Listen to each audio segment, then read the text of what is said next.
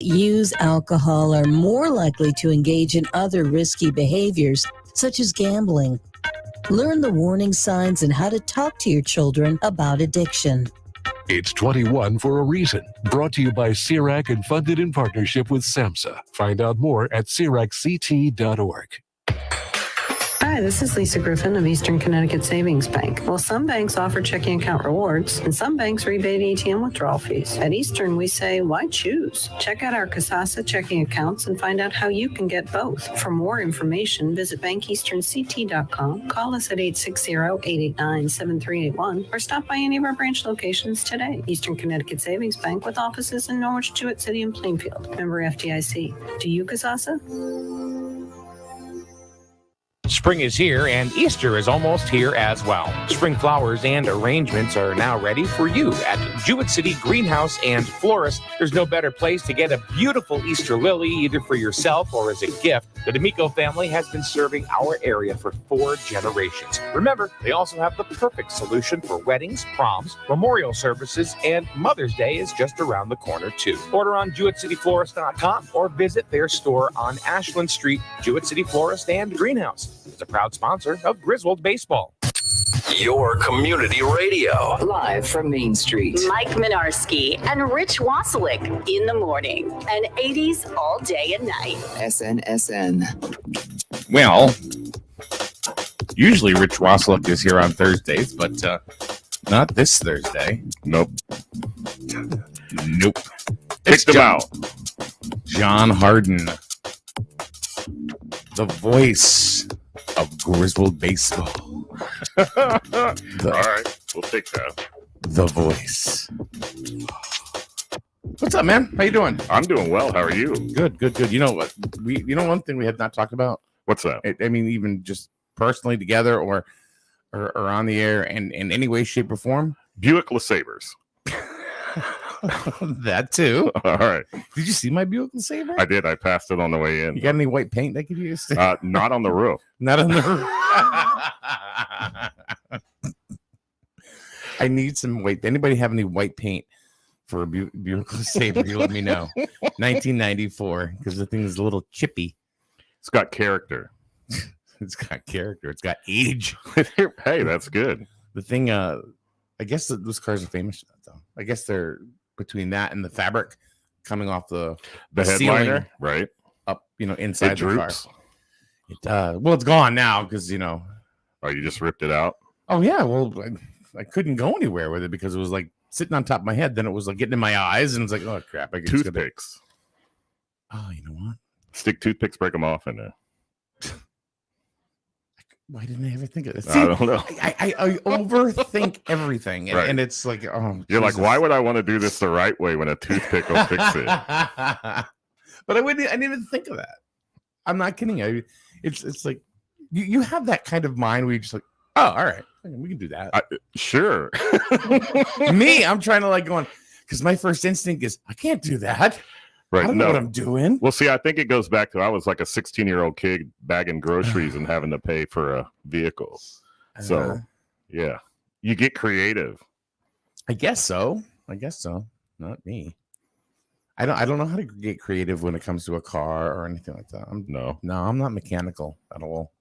No, you can call me. I'll come down with my Boxo tools, fix you in the Walgreens parking lot. Get you back and going. Put the battery on in the LeSabre. Well, that was funny when you said, "Hey, do you have any tools to fix a battery?" And I'm like, "I have a ratchet." Yeah. So the story is on that day. This is the day that everybody wanted to know what happened at the Mobil station, the fire, and the guy that died in there. That all, and all the TV stations were here in town. And I got into the parking lot, and then it was time, we were going to leave because we figured, not much more we can find out here. Nope. Car wasn't going anywhere. And all of a sudden it just died. But the battery, turns out, was like, 5-6 years old? It was, there was some age on that battery. So anyway, I had no tools. No, but what I thought was interesting is I had not heard about the fire yet. So when I take the Oh, turn okay, all right. to pull into the parking lot, and you got channel 3 and channel 8. I'm like, wow, Yeah. Mike gets a dead battery, and it's news. I'm like, oh, that's weird. It's like, These news people got to stick together. it's like, today the SNSN mobile has decided not to work. The battery is dead. And in other news, guy dies, head mobile station. Film at 11. Oh, all right. So Daryl just said could have asked Channel 3 for a jump. So there is a story there, actually. There is. Kevin Hogan came over to me and he goes, "What's going on?" I said, "My battery's dead." He goes, "Oh, well, I can give you a jump." And I said, "Oh, that's really, really cool." So he literally drove his vehicle on over, his Channel 3 vehicle right next to my truck. Mm-hmm. And he left it hooked up for a good 15, 20 minutes. And nothing was not happening. And then he said to me, he goes, maybe my battery's not strong enough or whatever. He goes, if you find something, I don't know, but I don't have any cables. He says, I'll just keep mine for a while, until I know where he lives. So I can just bring it back to him.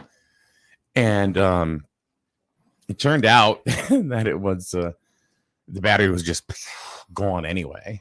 So, which was interesting in its own right. I mean, the whole day was like problem solving 101, which I'm not good at to begin with. So I felt like I was in the middle of a lake without a buoy, just kind of floating.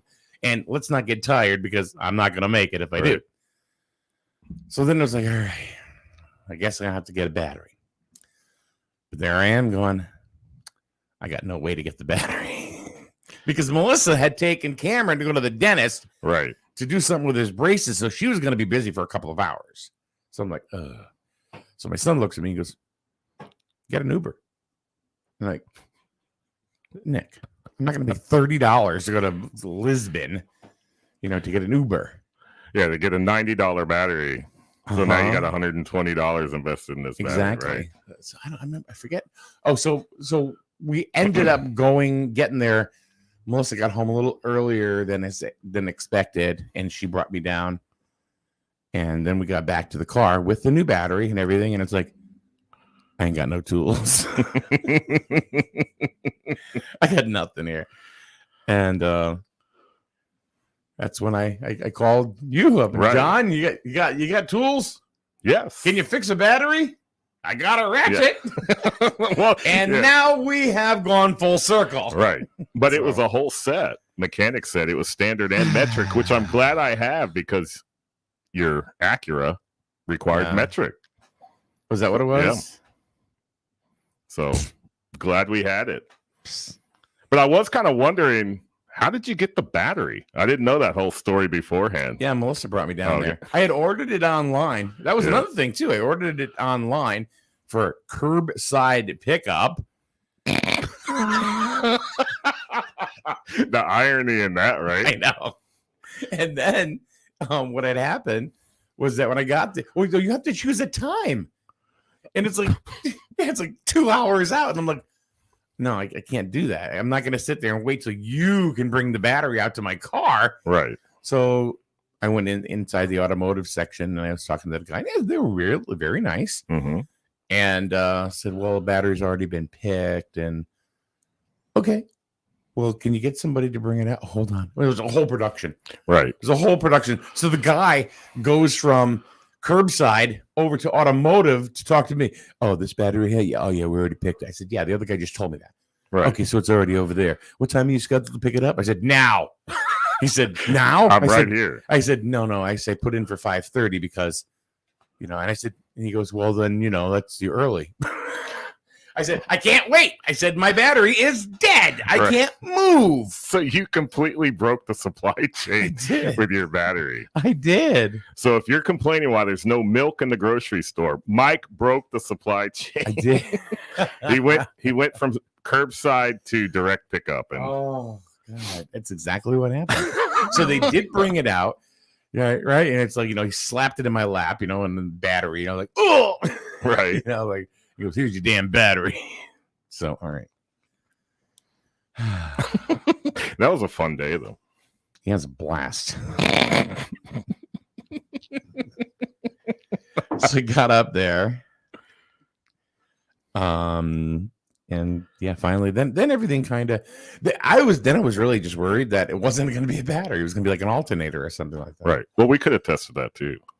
Yeah, but then I would have had to go stand in line again, and wait for them to, pick a time they were bringing it out to the curb. Well, the one thing that we could, if it was an alternator issue, we could at least got you started, and then you'd have been point to point, but we could have got you where you needed to go. Oh. Daryl says, "Call me if you have an issue. I would have helped you out." Daryl from the Healthy Computer. There you go. He does not own the Healthy SUV. No, no, but nowadays I didn't think. See that right there is part of my inability to problem solve on the spot. Right. So I really was thinking. I said, who can help me? Because I can't. My son's very handy, but he had no tools. Right. So it was like playing a game of Clue. There was a candlestick in the library. Let's call Colonel Mustard. Let's call Colonel Mustard. Well, Colonel Mustard turned out to be John in the library with the candlestick. Yeah. Right. So, but it worked out. But no, modern day cars, actually, that could help a lot. Daryl might be right on with something. It's always the computer. Daryl goes, well, I have pliers. Daryl, come up and fix my laptop. It won't charge. It won't hold the charge. And don't tell me to deinstall the battery driver. I did that too. It doesn't work. Now, sometimes those batteries just end of life. They're done. My goodness, I'll tell you. And it just went boom all of a sudden. There was no warning. There was no, how remember cordless phone batteries? Yep. They would slowly not hold the charge anymore till you had to end up at Radio Shack and talk to the snotty guy because you got questions. He's always got the answer. Yes. Sometimes the answer is no. Oh yeah, that because I worked Radio Shack 13 years. So. You did, and you can get brick Motorola's. Oh, those things are heavy. Big old gel cell batteries in them, and Not only can you operate your phone, but your lawn tractor. So Bob, it was nice to see you last night. I'm glad you guys got home safe. And he says that the alternator, if it's an alternator, the battery light would have stayed on. I'm not that smart when it comes to cars. I'm not. See, now you're going to get all the help you need. Huh? Everyone's here for you, Mike. Yeah, well, not Daryl. Apparently, he's already backing out. He says, I can't leave the shop. Too many appointments. Just come in. Laughing emoji. Do you have curbside? Curbside. If it's a laptop, if it's a desktop, you better have an inverter so you can plug it in.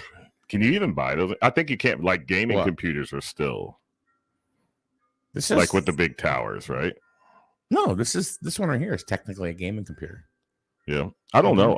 I wouldn't game on a laptop. I'm not that personally. I don't know. I'm not a computer gaming type of guy. Oh yeah, this has got the beefed up like video card and sound card or whatever in here. That's why I bought it, because you use it to stream baseball games. Mm-hmm. So not play Doom. I remember that from college though. Doom. Yeah. What was the other one? What was the other first person shooter? I don't remember. Wolfenstein. Oh yeah. There you go. It's like, you had like an 8088 chip and a computer, and next thing you know, you can play Wolfenstein. You could. And I mean, coming from Oregon Trail to that was big time. Oregon Trail. Was that game impossible to win? You always got dysentery, and then you died with your 8-bit color. Then I switched to Leisure Suit Larry. And then I just gave up altogether. Did you ever play Leisure Suit Larry? No. That was like a rated R video game. Oh, I think I remember what it was. Yeah. Yeah, you didn't get dysentery in that game. You got herpes. Probably got something else. You got herpes, yeah. Wait a minute. No, herpes wasn't even a thing then. What was it? Gonorrhea. Was gonorrhea. All right. Yeah. Go through the Rolodex of STDs. I don't know. Oh. All right, Tim. What's up, Tim Lake? Game day, gentlemen. Let's go. 4 o'clock. 4 o'clock. East Lyme, Griswold. The Wolverines 2-0. John, this is the Wolverines' first big test. Yeah, we'll actually kind of see where this team's at today. Not to really discredit the teams that they faced so far, but I think the biggest contest is going to be going against the Vikings this afternoon. Like you said, Griswold's coming in 2-0. The Vikings are 1-1. But I don't think that really this early in the season really tells us much of anything. Yeah. I think also, like, I think Putnam, I think that was expected. Very young team in Putnam. So that was one thing. I can't speak for anybody, and I'm not, but I think they got a little more than they thought they were going to get from Wheeler. Well, certainly in the first inning, Yeah. Wheeler jumped all over us quick, and we were behind. What was it? 4-0. 4-0. Yeah. After the one, first. Yeah. But we again, when we said this a few times, was Wheeler beating Griswold or was Griswold losing? Right. You know, two different things there. And like their starting pitcher, Sean Burgle for Wheeler, went ahead and hit a good top of the first, got the Wolverines 1-2-3. And then Evan Gilgenbach came out, and honestly, I think you got to call it rust. He was just a little rusty, you know, shake the rust off the first inning of the year, because after the first inning, he was fine. Yeah, he came out in the second, went 1-2-3, 2 strikeouts. Yeah. And then it was pretty much all Griswold from there out. Yeah. Well, really, yeah, you think about it, it was 4-0.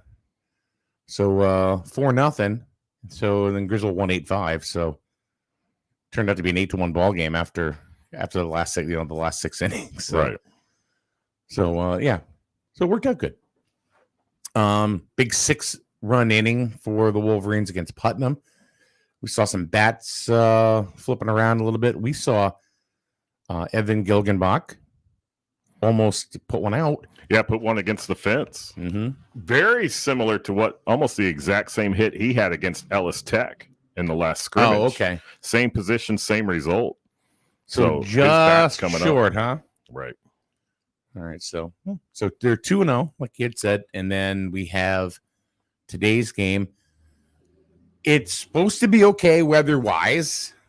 We don't know what's going to happen. You know, should stay like this. It's gorgeous out there right now. I hope, but then again, around 6 o'clock or so, that's when the rain is scheduled to kind of come. So we'll have to wait and see, how that's going to work out. So Griswold against East Lyme.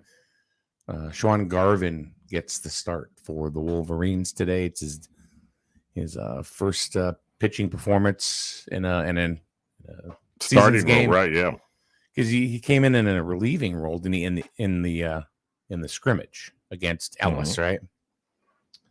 So he's going to get the start today. So which means I think that's they're going to probably throw Evan against NFA then at that point, right? Because that's Saturday. Yeah, right. And what about as far as their pitching is concerned? So far, it's been, except for that one inning, the first inning of the season, the pitching has been pretty solid. It's been, actually, I don't want to say surprisingly so. I think it's more what we expected. Mm-hmm. But here, with 2 games under the belt, it's actually kind of maybe mid-season type level. Like we said, we got to see some other teams and some other batters. There's going to be some better lineups that we're going to be facing in the next couple of ball games. Yeah.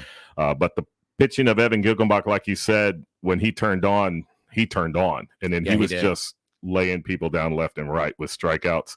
Nolan came in relief, picked up that win in the Wheeler game, came back and started the Putnam game. And then AJ Hamill coming in. I'm glad you mentioned him. Right. Faced 8 batters, 6 strikeouts. Yeah. Can't get better than that in a relief role. Not at all. Not at all. And one thing I was not even thinking of, it didn't even cross my mind, was the mercy rule. All right. Yeah, they were just I had no idea. Then all of a Well, sudden, I had an idea. I just Right. wasn't thinking about it. we all the knew other it. day. If you'd have asked us, we could have told you what it was. But then all of a sudden, it was like, line up, boys. That's true. They scored the run, and that was the end of it. Right. That was the end of the ball game. And I kind of just looked around and went, what the hell's going on? You're like, I want more. I knew. 14-3. 10 after 5. Right. So, and really it was 10 after 4 because there were no outs in the bottom of the 5th. That's true. So, how do you think they're going to go ahead and do? Because I think, you know who's, going forward, because I think they do have some much better teams. Mm-hmm. They're going to be facing, one of them is Plainfield. Right. Plainfield is going to be probably one of their tougher And they tests went this year. undefeated last season, right? I don't know if I it was believe. undefeated. Well, they were pretty close to it. I mean, but they Right. got everybody back. So Yeah. that's going to be and Tim Lake, the assistant coach who's with us here this morning in the chat room, said the next 4 games will be the test. East Lyme, NFA, Bacon Academy, Right. and Plainfield. So those are 4 big games. Huge So game. And it's Bacon Academy that took down East Lyme. was it 17-10? It No, was no. 10-3. 10-3, something like that. Yeah. So, all right. East Lyme. What do you Yes. predict? Oh, you're going to put it on me now. Oh, no. I'll tell you what. I'm not even going to ask you that. Out of the next 4 games, how many do they win? All right. I'm just going to give you the names again of the teams. NFA, East Lyme, Bacon, and Plainfield. I think we can split it 2-2. All right. See, I was thinking the exact same thing. I'm not going to ask Tim Lake because he's going to go, no, 4-0, baby. And I hope they do. You want the hometown boys. Yeah, then we'll see Coach Kane jump up. Like we Still won't see him. Yeah. I mean, Oh, see, you can't do that. See, no. we've been doing the height No. jokes already. I'm poor Mike Billy. has. I'm so I'm sorry, completely Billy. innocent. Yeah. Not the other day. The first it- you drew first blood No, I on that. didn't. Yes, you did a couple days ago. No. Yes. Oh, against Cravino? Well, no, we No. told Gravino what we did, but I mean, you drew first blood on the whole on Billy Kane. No. And yes, you did. Yes, I've you blocked did. it from my memory. Then. I don't know. What's... I figured, well, if he's going to do it, then it's okay. So Now, if everybody jumped off a cliff, Mike. what would Jesus do? WWJD. Right. He love everybody. Love everybody. See, that's y'all thought we were going to go somewhere weird with that, didn't you? But no. Well, you don't know. You never do know. So you think we're going to split? I think we certainly can. We have the ability to absolutely split it. You want to go as far as saying who we're going to split? Or do you not want to go there? Let me run some numbers in my workup for today's game. I'll have some notes. Hey, because I called ECCs. We were completely opposite, and who was right? You were. Yep, 100%. 100%. I was 100% wrong. I told you I have no skills like that. Absolutely Well, not. see, this isn't beat up on Mike Day. You're like, I can't No. do this, I can't do that. Mike, there are things that you are great at. We just got to figure out what they I are. don't know what they are. I make pretty kids. Oh, No, there you go. that's Yeah, good. So Yeah. I mean, That's all you. well, part. Well, yeah. Yeah. What about raised garden beds?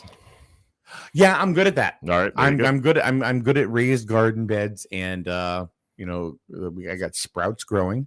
Okay. Inside the house. Got to keep the cats out of there because they like to crap in them. Oh yeah, They did that once, and nope. that's the Start only all chance over. they get. Right. So You are an outdoor cat. Melissa says to me, she goes, but that's fertilizer. I went, not dog and cat crap. Yeah, no, cat poop is not good. Oh no. Hey, how's that squash? Meow. Meow mixed delivers. No way. Nope.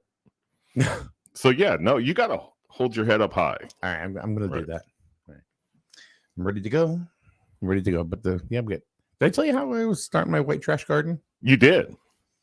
So use a knife, cut off the top of those 5-gallon water buckets or whatever. Mm-hmm. Fill it with dirt. But then you can also use the tops. Yes, you can. Right. You can paint them. And, they're like little mushrooms or little planters. There you go. Because then they have that part, where the opening is. You can actually put that in the ground, and you have beautiful little decorative planters. There you go. I found that as a life hack on Etsy. Etsy? Yeah. All right. Yeah. So you on Pinterest as well? Huh? Do you have all that stuff? Yeah.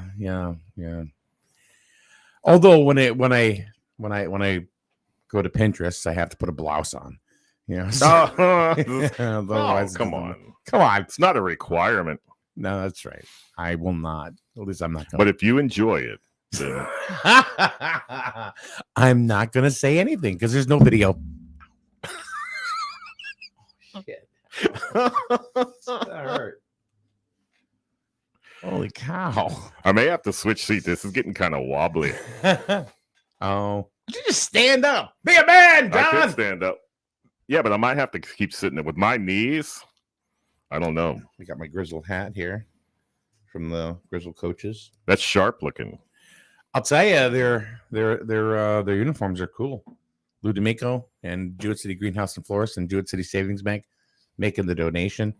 Right. So and then Lou getting the ceremonial first pitch to Gavin. And he nailed it. That was nice, yeah. That was a beautiful pitch. Yeah. Sign him up, coach. He's ready There to you play. go. Had some late movement on it. Yes. Caught the corner. Then he comes up and goes, well, I was practicing. He's been practicing.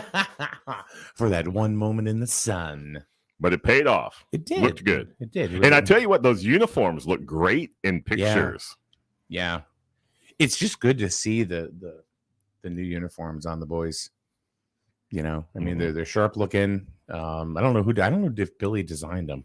I believe he did. Did he? Yeah, because he did a really good job, and they look completely different.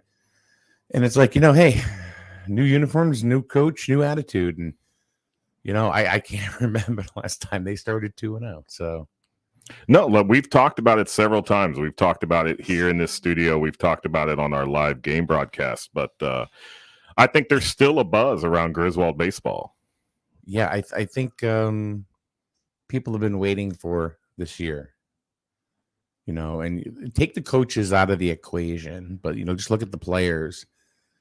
And we've been able here at SNSN to watch the players come up, as freshmen. Yeah, there was the COVID year, but you still see the way these kids are growing and developing. And we knew, that this was, and we saw Evan, Gilgenbach pitch as a freshman, Shawnee Garvin. I mean, he's only a sophomore, but, right. Last year, because last year we talked about it, right? He was a freshman last year. The last time he played organized ball, he was in 7th grade. Right. Little league. Yeah.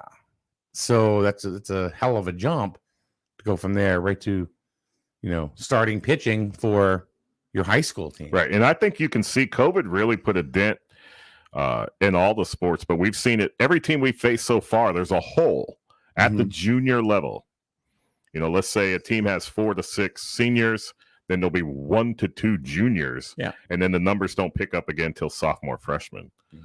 So how long we know what the team looks like right now. How long do they sustain? I mean, what's coming in the funnel. Right. Well, they definitely have. I mean, your incoming freshman group this year is pretty good, pretty tight. I think your incoming freshmen, the 8th graders this year, you've got a similar skill set coming up. And then even the 7th graders behind them is a pretty powerful group of kids. So I think, at least talent-wise, you've got a couple of years of great talent feeding into the system. And then it's the process. And if all the players buy into the process and under the coaching and leadership of Coach Kane and Coach Lake, that's going to sustain and keep going. Mm-hmm. And don't forget Coach McGowan and Coach Molesky as well, right.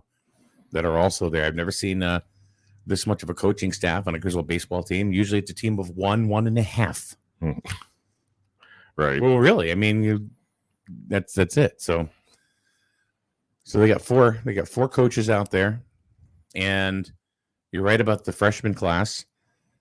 Do you think that if the Wolverines have a good season this year, let's say they go 13-7. Okay. Now, I'm not even saying, I just picked the number out of the sky.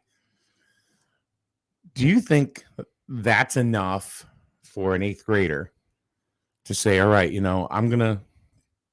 I can help this team, Mm-hmm. and then you got the coaches saying, yeah, you can help this team. Do you think that takes that kid or kids who's on the bubble of whether or not they're going to go here or Ellis Tech, Killingly, Norwich Tech, St. Bernard's, any of those other opportunities that may be out there. Do you think those kids look at Grizzled a little harder? Because I don't think they've really looked at Grizzled very hard over the last few years. Right. Yeah, but no, success breeds success.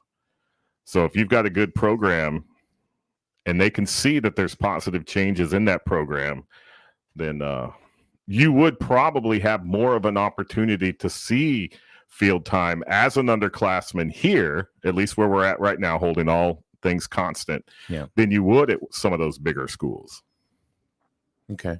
So I think it's a combination of a couple of different factors, but certainly. Mm-hmm. So we talked about it before too, I mean, how important do you feel that it is for, say, the high school coaches, regardless of the sport, they go in, they go watch the youth games and just kind of hang out there with the Grizzled caps and the Grizzled jackets and stuff like that. How important do you think that is for a potential player to make a decision or even think about staying home? Huge. Yep. Yeah, you get that presence across the board. Nothing beats in person. And if they see that there's the coach up in the stands watching their game, he's taken a vested interest in who potentially could be ball players on his team. Plus, that bridging that gap between the high school and the little league, whether that be clinics, showcases, and then training our little leaguers, developing those players to play at the next level. I think all those different things put together also build that connection. We've talked about baseball, not so much about basketball, but let's talk football for a minute. Okay. So that's probably the sport we've lost more notable players to other schools. Cole Gear, but then again, Cole, I think, is a different story. Going to Deerfield Academy now, he already has scholarship offers. Right. Well, yeah. So, not in a negative sense, more of a positive. Cole's an outlier. Yeah. But yeah, the point, the broader point that you're making, I agree with.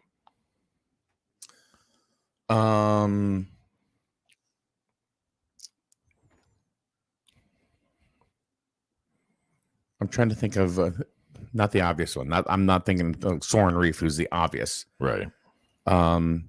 Who's the other young man, baseball player? He would have been a good third baseman here. That went to Ashton Goodwin. At Goodwin. Yep. So there's another one right there.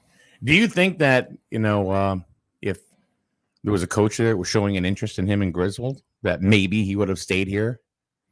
Or do you think the curriculum is that powerful at Killingly High School that no way, no how, no matter what, he was going to be a Redman? Well, I don't know what his interest in horticulture was, but I would definitely say that, certainly attention to the players. And there's also the travel ball angle in that as well. And that, I think that certainly plays a part with a lot of these young players and where they decide to go. But just an interest. I think just the fact, if you show up and show an interest in the younger players, people are going to look at it and be like, wow, that high school coach is actually interested in what we're doing down here. I think that says a lot, not only to the players, but the families. Yeah. And when we were doing youth football, and we did once 6 to 8 dates, I think. And last ones were right. away, because of the Super Bowl and stuff. Yeah, it was something around 24 games. You put them all together. Yeah, it was quite a busy year. Did you see any coaches, any high school coaches at all at any of those games? And if I'm asking that because I may have missed somebody, but did you see any high school coaches from Griswold at any of these games? I believe Coach Fleming was at a couple, but if you're talking like head coach, offensive coordinator, defensive coordinator, I didn't see him. Okay. So how important do you think that would have been? Let's talk about Jim Mills and Jim Mills's kids. Super Bowl champions, right? In youth football. So you got Colby, who's like, where am I going to go? Do you think that would have been more of a bump if Coach Wilcox was at the Super Bowl? I don't think it would have hurt. Yeah. No. Okay. It could only be positive. I don't know if it would change a decision, but it certainly wouldn't be a negative to have Coach Wilcox there. Yeah. No, absolutely. I think that would have been a big time positive. I guess my point is that the coaches, there's some that get it. This is just my opinion, that if you're going to have a team today, you still have to invest in your future. Why do you think the major leagues, they're trading for prospects, filling up their farm system to see what comes out of the wash? Well, the whole farm system itself is to develop players to play at the big club. Right. And here, in Griswold, in our community, what is our feeder system into the high school? It's our youth and football and Little League baseball, and even Griswold youth soccer. Yep. And Lisbon rec basketball, Griswold rec basketball. That's what feeds our high school. So if you don't show an interest in there, that is your future. Yep. That's what you're going to be seeing coming into the high school. So it's in your best interest to pay attention. Yeah, no, you're right. And I don't know if that's been happening, so. No. I see Steve Cravino everywhere. Right. He's everywhere, bopping up and down at games and stuff. I just wish I would have seen, really, just from, I'm not a coach. We know this, but you're okay, Mike. All right. This is not beat up on Mike. No, I'm beating myself up. I'm right.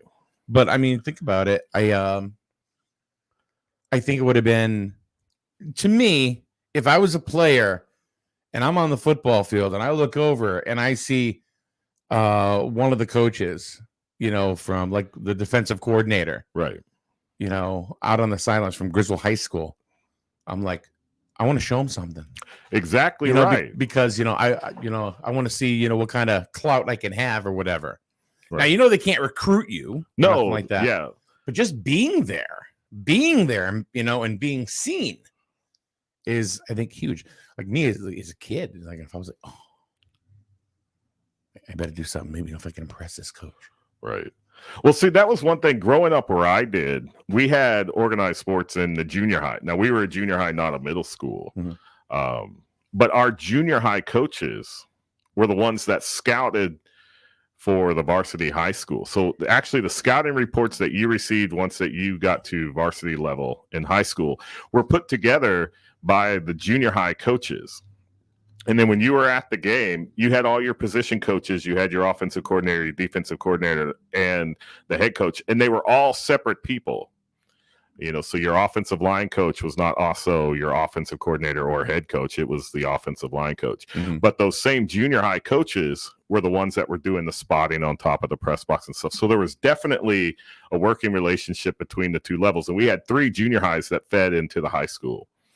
And, the playbooks that we had maybe simplified a little bit, but the same type of run plays and pass plays that we ran at the junior high level is exactly what you're going to see at the high school level. So you had that progression. And that's one of the things we talked to Coach Kane about, about showing an interest. He was going to the basketball games. He was going to the basketball games, looking at different kids and. Right, because we have a lot of athletes in this town. Sure. They're multi-sport athletes. They're Exactly. not just baseball. They're not just football. They're not just basketball. They may play all 3. Look at the Strain triplets. Okay, I mean they don't play football, but they play basketball, and they're cross country runners. Right. They love running in the trees.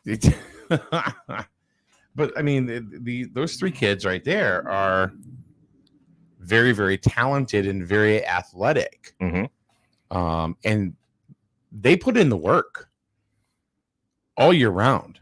You know, I've had kids come up to me and say, "Oh, I can't seem to," and I don't want to pick on Jacob, Michael, and Lucas because this is not picking on them, but I do use them as a reference point, and I have to a couple of kids because you know there's always that jealousy factor. You know, why do they get this? And every time I hear that, I look at them, I go, they put in the work. Do you see them? They are all three of them are in incredible shape. Right. They put in the work. So it doesn't matter, you know, who they are or, you know, where they fit into society and everything. They put in the work. And that's what people don't see. And it probably is the most important part is because, you know, and we told the team last year that we worked with together, if you think you're going to be able to play at this level with the couple of hours that we get a couple of nights a week, you're mistaken. Yeah. You're going to have to go home and do some of this work on your own. And you could tell the players that did and the players that did not. Yeah. I was like that with baseball. I couldn't get enough of it when I was younger. I just couldn't get enough. We were playing every single day. I was watching VHS videotapes on, you know, like pitching motions and right. Well, we also had Twib. I Weekend Baseball. Yeah. I viewed that religiously. Yeah. And even the way I pitch, you know, sometimes I would look at different pitchers' windups and I would find what was comfortable to me. I mean, even Louis Tiant, but I didn't use Louis Tiant because that made me dizzy. Right. Like that. So I was more all right, I don't even know if you're going to remember this. You probably will know this guy because he's a Texan. Rick Wise. Okay. You remember Rick Wise? I remember the name, yeah. He's a Texan. He played for the St. Louis Cardinals, and the Red Sox ended up signing him like for a 3-year deal back in the early 80s, late 70s. Right. And his motion to the plate was very deliberate, but he had some good velocity. Mm-hmm. That was like the best motion for me. Well, you got to find out what works for you, because that's one of the things that drives me absolutely insane is when you try to cookie cutter players. Everybody's going to have a little bit of differences here and there, but as long as at these certain points within their motion, they're where they need to be, that's fine. Because nobody would coach Louis Tiant. No. You know, but the less moving parts that you have, biomechanics is huge, and you can see it all through baseball, starting at the major league level. Then they went through minors, and they're actually at the Saber Analytics conference that I was at just a couple of weeks ago. They're trying to get to that youth level so that you can optimize your performance and how your body works together. So you talk about that kind of stuff, right? And before that, there was Billy Ball, you know, the way, you know, they built a team, you know, and you know, how they looked at stats and the way they broke it down and stuff like that. Do you think teams like players like Louis Tiant, Al Raboski, Juan Marichal? Wow, yeah. You know what I mean? I mean, these are people that had, you know, different types of deliveries. Juan Marichal had that, you know, stare at the, right. You know, and it comes straight over. They would get picked apart. No, and then Hrabowski just looked like he was going to whoop you if you hit him. The Mad Hungarian. Yeah. Slapping the glove, turning around with the Fu Manchu mustache. Mark Fidrich. Right. He had a weird. The bird. Yeah. Talked to the ball. What did he passed away? He did. He had a farm accident up in Massachusetts. Yep. Okay. I didn't know what it was. Mm-hmm. What about Bill Lee? Bill Lee. Interesting you brought up Bill Lee. He's still stoned, isn't he? Yeah. But I took the boys to a clinic in Hartford. This was several years ago, but there were several different stations, all former major league players that operated the stations, and the pitching station was Bill Lee, the Spaceman. So both Andrew and JJ have been coached by Bill Spaceman Lee. So he was smoking pot before smoking pot was cool. Yeah, people are like, "What are you doing?" What?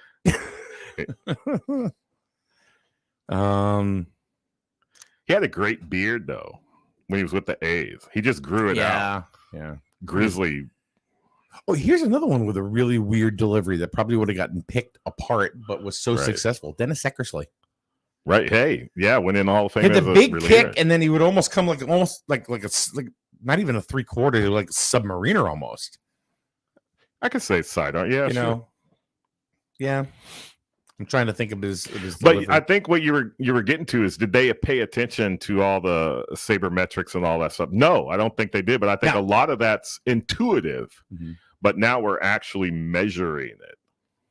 I And think the only- that's the difference. I think the only picture that I can really think of that, say, okay, would be sabermetric friendly back in, say, the 80s and 90s would be like a Maddox, because, he was such a control pitcher. Right, finesse. Yeah. But, you didn't have like Brett Saberhagen or Tom Seaver, these pitchers back from the day that were just power pitches. Oh, like Nolan Ryan. Nolan Ryan. Right. He was just heat. That guy. Straight up Ryan Express. And then if you charged him, he's just going to whoop you. So he ain't scared. Oh, talking about a weird delivery. David brings it up. What about Dan Quisenberry? Yeah, another Royal. You brought up Yeah, Saberhagen now. Yeah.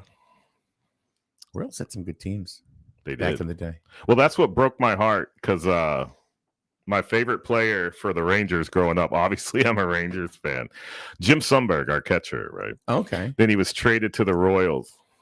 I And it was a sad, sad day. can't remember anybody that really came up with Texas that ended up somewhere. And did great things. Yeah. Well, Sosa was in the Rangers farm system. Sammy Sosa. Yeah. Okay. PEDs. Kenny Rogers, Bobby Witt. Kenny Rogers had a lot of hit singles. Yeah. Pudge Rodriguez. Oh, well, okay. There's one. There's a couple. You want me to Pudge Rodriguez. Yeah. Okay. All right. Kenny Rogers, Yeah, Islands he could in the pitch Stream and beat up and- cameraman at the Yeah. same time. Oh, So Oh God, I think we're missing some people in the room today and yesterday. I think we need to just change the name of this show to "This Show Sucks." whoa, no, why? You're losing viewership? That's not good. No, it happens. And I think we're just boring. No. You know, I'm Well, maybe this is just not their cup of tea. gonna sit here and just stare. Got to get others. But I know I'm no substitute for Rich. I know that. Yeah, well, there's that. Maybe I should put it on. See how many viewers we get on TikTok.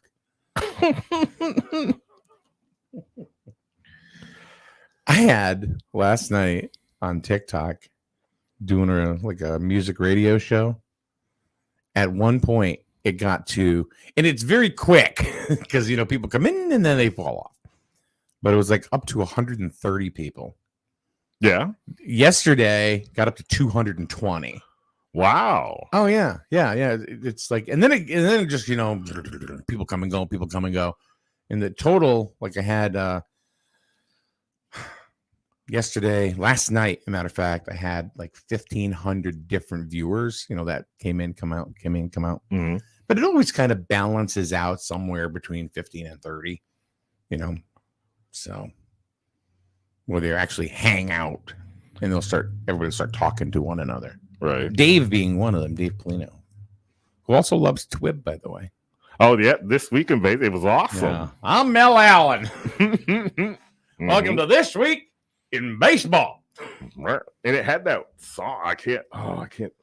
But a very distinct kind of jingle song. Mm. It was one of those things like the Tonight Show. I remember growing up and you heard the Tonight Show theme with Johnny Carson, and you better be in bed. Yeah. You had your door open, you're sitting there listening Right. to it. Yeah, he had that theme song. It was very, when you heard it, you knew. Right.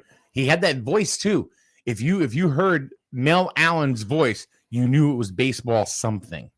Right. No, there's been lots of Kurt Gowdy was another baseball boy. Ben Scully. Mm-hmm. I mean, there's just some voices that you hear, and it's just Harry Carey, especially around the 7th inning. How about this? Yeah. Figure skating and skiing What voice? Figure skating and skiing. Scott Hamilton. No. I don't know. Keith Jackson. I remember him from college football. Okay. Yeah. Okay. All right. That's true. Jim McKay. Golf. Really? Because he Yeah. hosted ABC's Wide World of Sports. Right. And they had the ski jumper that fell off the side in their promo, right? Yes. Yeah. The agony of defeat. Guys plummeting. How'd to you his like death. to be that guy? No. I'm in the promo. I'm dead. I'm the guy that goes flying off the ramp. That was probably one of the greatest promos of all time. You know, or the show opens. Right. It was the ABC Wide World of Sports, and you never knew what you were going to get. That's why you had to watch ABC's Wide World of Sports, because you never knew Right. what sport you're going to watch. You know, today it's curling.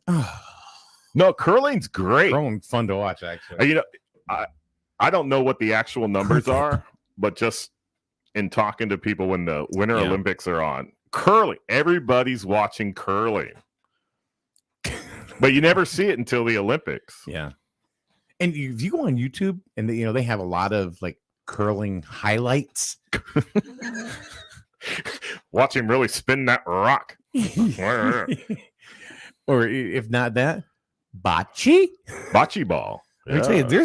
there are some or bowling as Italian. Well, bowling. bocce's kind of the dry land Italian version of curling, right? There are, I'm telling you, there's some shots that are just unbelievable. I watched one and went, oh my God, how did he do that? I mean, it's really, really precise. You know, we make fun of it and stuff. But Right. some of those guys are like, They're on it. yeah. I think curling is fun. Does that broom really work?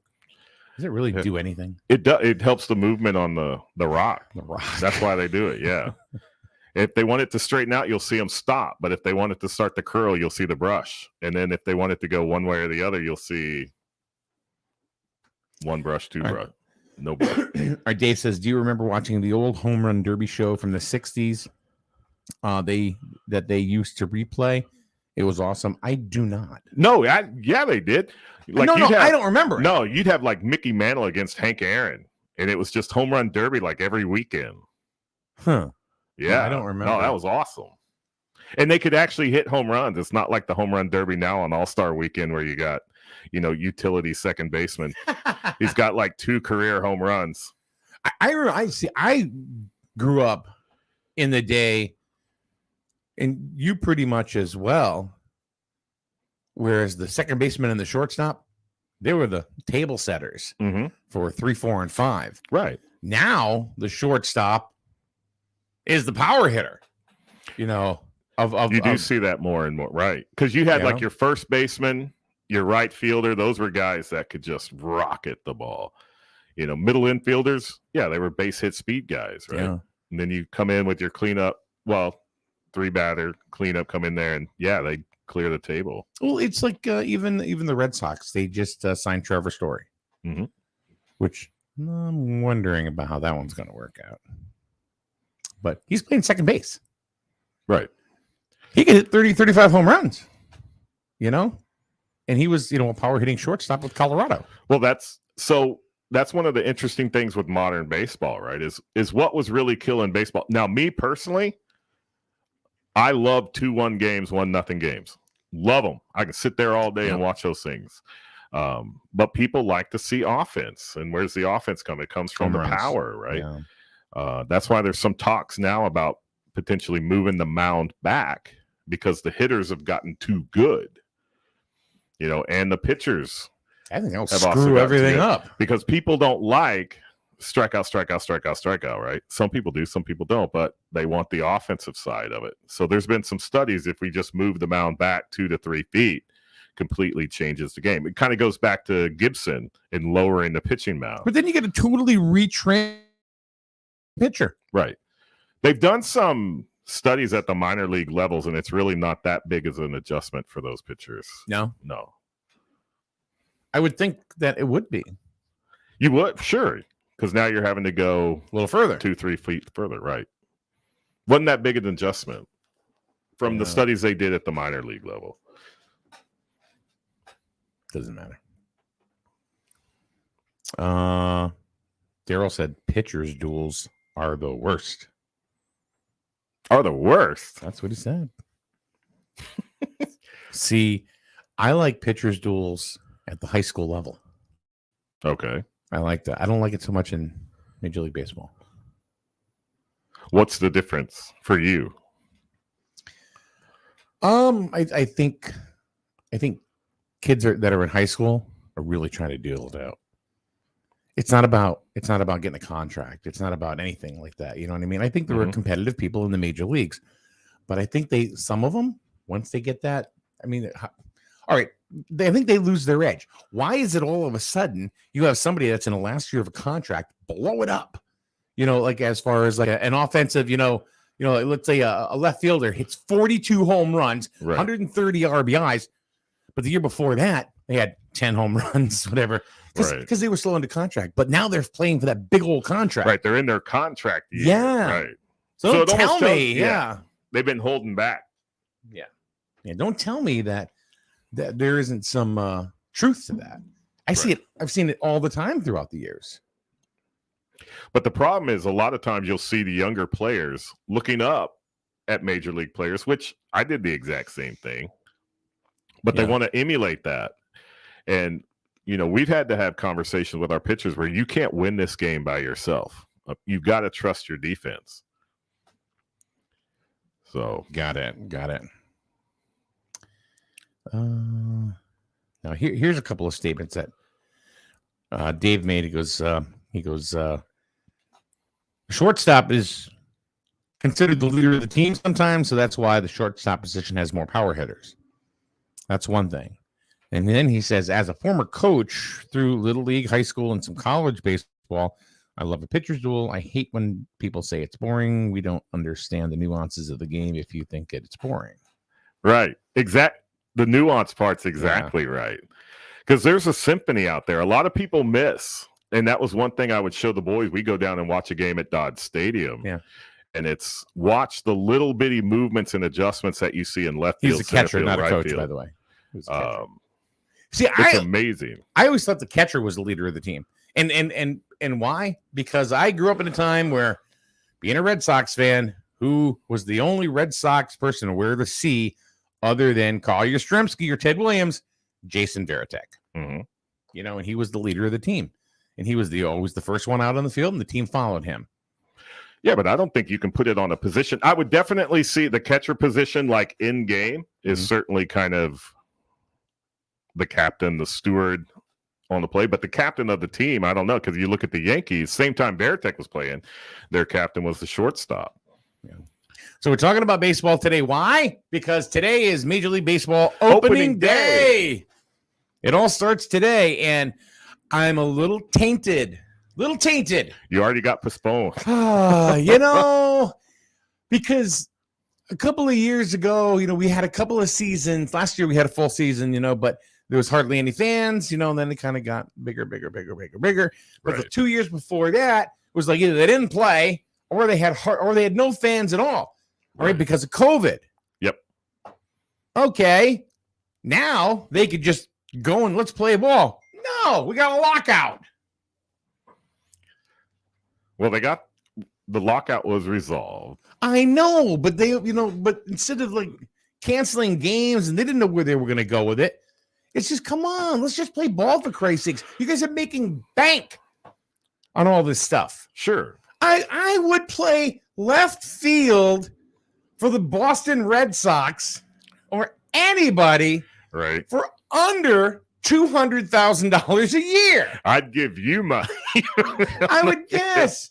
And then you got these little bitches, walking around going, yeah, I'm worth $7 million a year, $20 million a year. Come on. So, no, there was more to it than that. There was a lot of kind of protecting the younger players, kind of those bubble players and call-ups, and then who could be considered like the clock on measuring their major league time. There was a lot. Those were actual decent conversations that happened during the lockout. The universal DH, I don't like it. I kind of like the difference between the two leagues. I think it's cheese ball, but it's in their pitch clock. Sure, why not? I'm not. Yeah. I don't like minimum mound visits though, or minimum batters. That's kind of Mm-hmm. you know, and then taking away the shift. Those are risk and reward decisions. If a manager makes an in-game decision, whether he's going to put on a shift or he's only going to put this lefty against that lefty matchup, that's a choice he's making, and it either works or it doesn't. Right. So leave that stuff alone. But you know, they couldn't, so they put it in. All right. Well, we've been, as always, all over the gamut.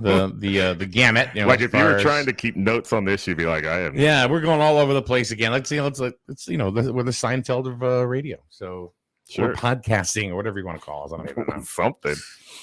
So today is opening day baseball for the major leagues. I hear there's going to be scouts in East Lyme to watch the Wolverines play. Oh, really? Yeah, maybe not, but you know, I mean, no, because you want to keep the kids vested, right? Mm-hmm. No, so, well, who knows? You never know. Well, yeah, You never know. Could be there. Yep.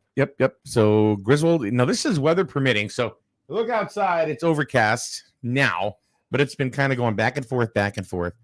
There is rain in the forecast later on this afternoon. Of course. So we'll have to wait and see. So hopefully the Wolverines will be able to get the game in. And let's see if they go 3-0. That'd be great. It'll be a great way to start the season. They have that capability. There's still some little things we're seeing here and there. There was some errors and some bobbled balls and maybe some pop-ups that should have been caught in their Putnam game. There's still a little bit of personnel changes at certain positions. We've seen a platooning at second base, but we have Kincaid Rubino is back, and he played second. He played second base and led off. Right, yeah. So. Well, Billy Kane did say they're still really looking for a solid leadoff hitter. Right. Which they now he's not saying Cade is not, in the mix for that or unworthy of it, because he said it really before the game, so it was, we're still looking for that. But they had 2 games in. So what are you going to, we'll have to see. Still early. It is very, very early. So we will be there later on this afternoon. And we need a cameraman, by the way, for today. Yeah. All you have to do, left, right, zoom in, out. That's it. Yeah. So if anybody wants to be a cameraman, let me know. We need a cameraman. You think if I say it a little louder, people, we need a cameraman. Yeah. Or a camera woman. It doesn't matter. Camera person. Yeah. I don't care how you identify, what your pronouns are. No, if you can operate a camera, you're good. Yeah, that's it. Just don't tell me that you identify as a potato or a furry. Oh, you started talking about that. Yep. Yeah, it's crazy. So the game will be on at about 3:50 this afternoon down in East Lyme at Brybrook Field. Correct. Mm-hmm. Griswold against the East Lyme team, the Vikings, right? The Vikings. We going to get you. I don't even know what I said.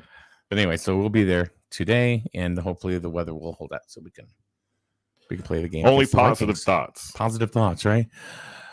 I'm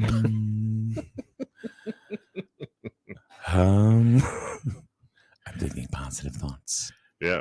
That goes back to an old air fryer Scott Fryer. Yeah, that's kind of. I saw Mr. Scott Fryer the other day. Yeah. I was walking down to the bowl at the high school after the high school game, and he was walking up from the softball field. So I saw him. There was a Scott Fryer sighting. He wasn't sitting behind a microphone himself, huh? No. Dave Pulliam says, "Was that a German Viking that I just did?" I don't even know. Could have been Hispanic, far as I know. I don't know what the hell I was doing. I don't know if they had those. That was a conquistador. Conquistador. Wasn't that a wrestler? Conquistador 1 and Right. Conquistador number 2. But Rey Mysterio 3-6-9'd him out of the ring, so he's good to go. That's right. 619. So WrestleMania, they just had WrestleMania. I know you're a big wrestle guy. Yeah, so Roman Reigns head of the table, continuing to hold on. Yeah. You know what? He's in God mode, as he says. He says he's in God. He goes, I'm in God mode. Oh, that's final last words, Roman Reigns. Well, you know what?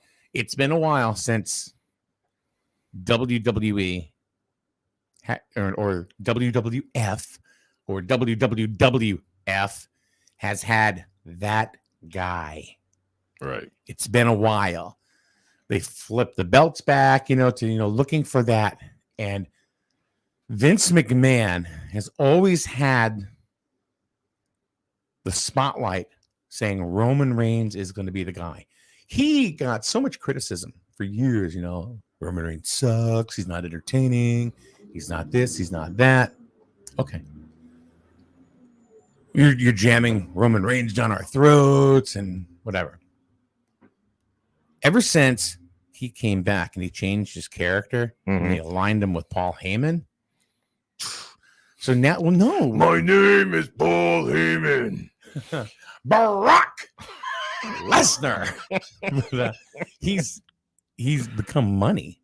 Right. Absolutely money. So you look at, now they're even comparing him on TV now to the longest reigning WWE champion or whatever, starting to be in the realm of Bob Backlund. Oh, wow. Now, they never mentioned Bob Backlund. Bob Backlund had the title for 6 years, but because he was like the All-American boy, redhead, kind of like freckles and all this stuff. Right. 6 years he carried that company. He lives right here in Connecticut, right in Middletown.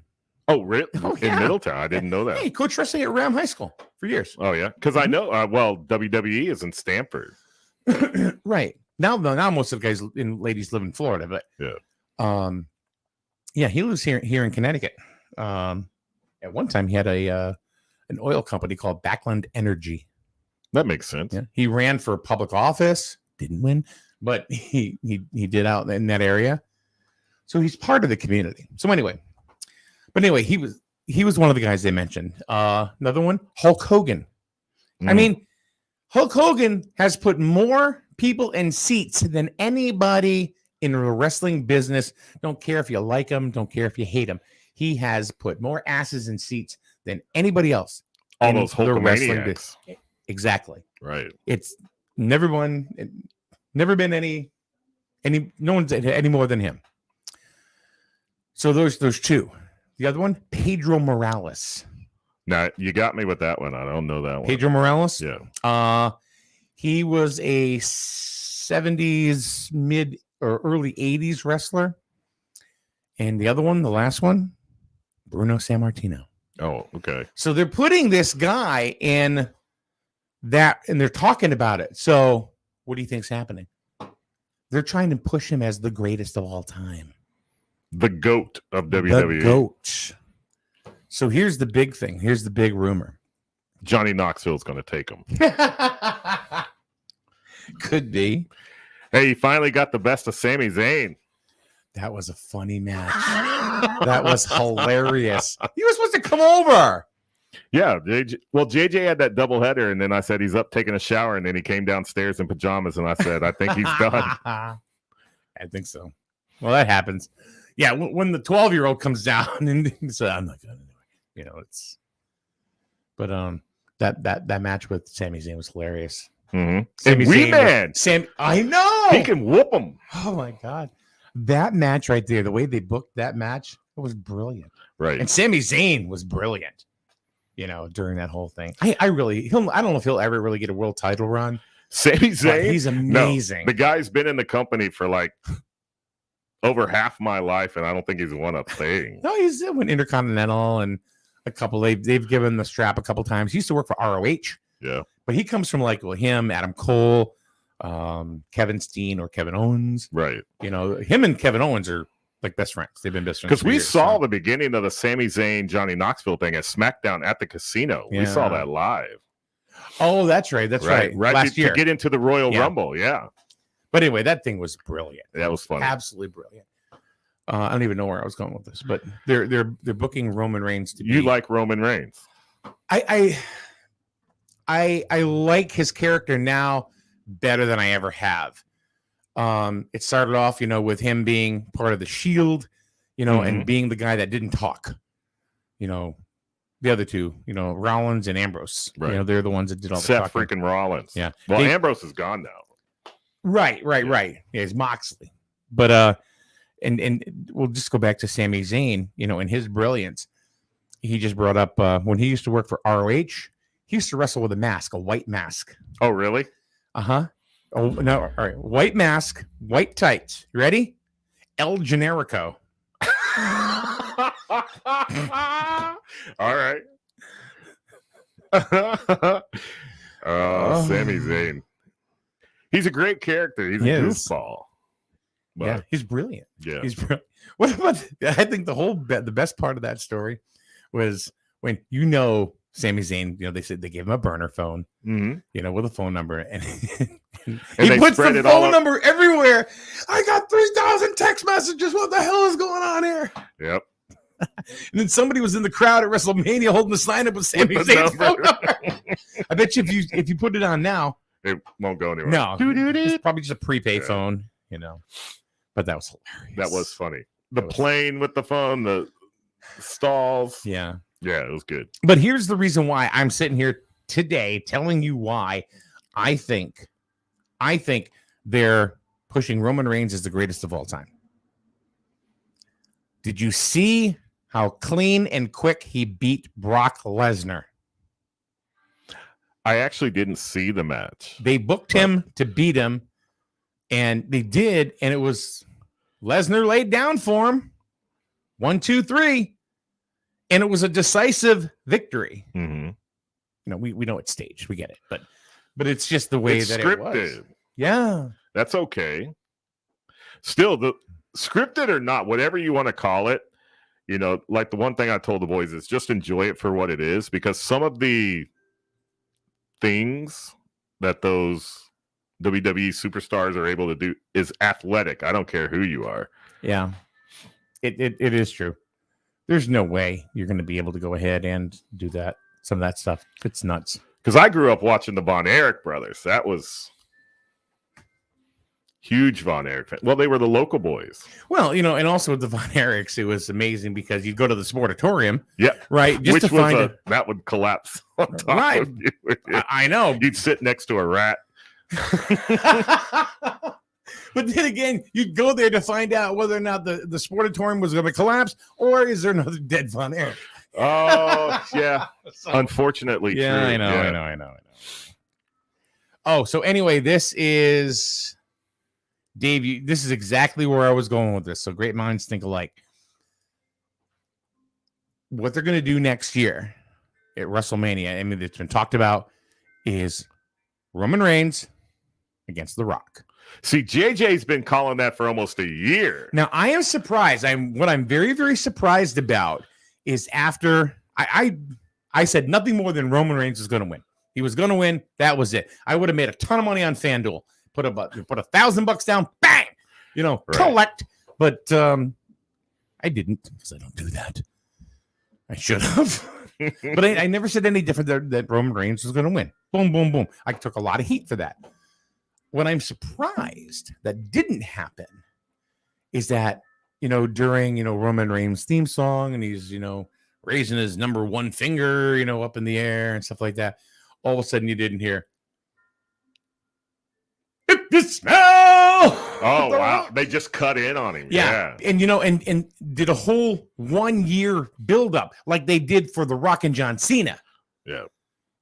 So they challenged each other at WrestleMania for the next years.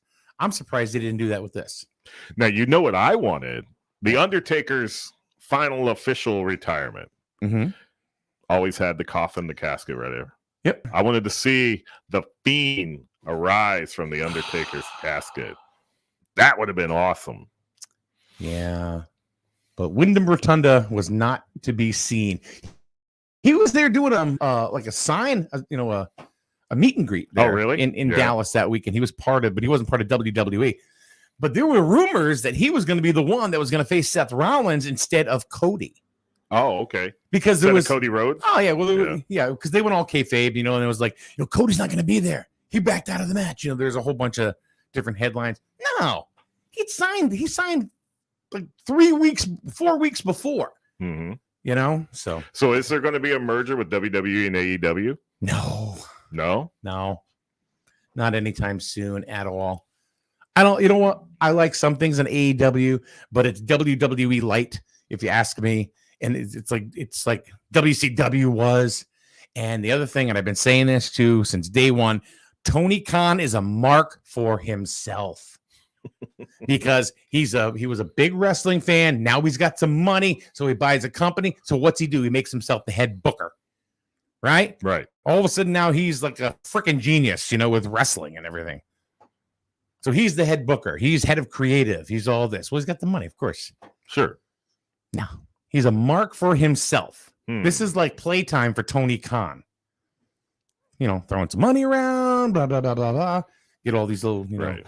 And that's the founder and owner of AEW. Yeah. And isn't he related to the owner, the son of the Jaguars owner, isn't it? Yeah. Yeah.